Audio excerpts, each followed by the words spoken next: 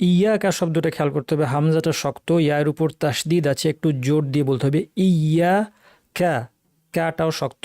ইয়াকা না'বুদু, খেয়াল করতে হবে না, আইনকে চাপ দিয়ে বলতে হবে, এবং বু দু, ঠোঁটটাকে গোল করে বলতে হবে না'বুদু।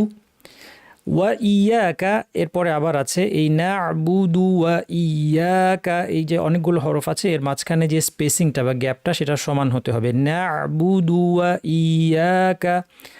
নাস্তাইন বলার সময় নাস্তা, এই অংশটা যেন পাতলা থাকে, অনেকের ভারী হয়ে যায়, নস্তা এরকম হয়ে যায়, এরকম হবে না। নাস্তা নাস্তা।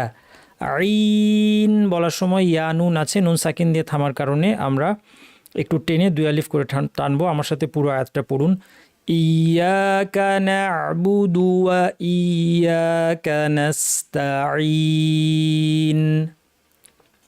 এখানে আলিফের উপর চিহ্ন হচ্ছে হামজাতুল ওয়াসল, অস্থায়ী হামজা, আমরা আগেই বলেছিলাম এটা জের জবর ও পেশ দিয়ে বলা হয়। এটা যেহেতু একটা ফেল বা ভার্ব, এখানে জের দিয়ে পড়া হবে, কারণ দালের নিচেও জের আছে, এই জন্য এটাকে আমরা পড়ব ইহদি। এখানে যে হাটা আছে, হাটা বলার সময় আওয়াজ এবং বাতাস দুটোই থাকতে হবে, শুধু বাতাস যেন না হয়ে যায়, এরকম যেন না হয়। ইহদি নাস, নাস বলার সময় নুনটাকে পাতলা এবং সদটাকে আমাদের ভারী রাখতে হবে, অনেকে নস দুইটাই ভারী করে ফেলেন, না পাতলা সদ ভারী, নাস নাস এইভাবে। ইহদি নাসি। রাতা সিরাতা পুরোটাই ভারী।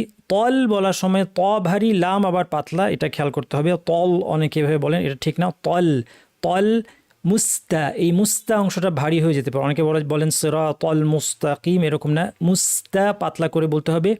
কিম, এখানে কফটাকে ভারী করতে হবে, কিন্তু বেশি ভারী করে কইম এরকম অনেকে বলতে শোনা, এটা ঠিক না, এত বেশি করতে হবে না, অতিরঞ্জনের দরকার নেই। কিম এভাবে বলবেন, ইয়া মিম দুই আলিফ টেনে থামবেন। পুরোটা আমার সাথে পড়ুন। ইহদিনাস সিরাতাল মুস্তাকিম। দুটো আয়াত আমার সাথে আরেকবার পড়ুন। ইয়াকা না'বুদু ওয়া ইয়াকা নাস্তাঈন।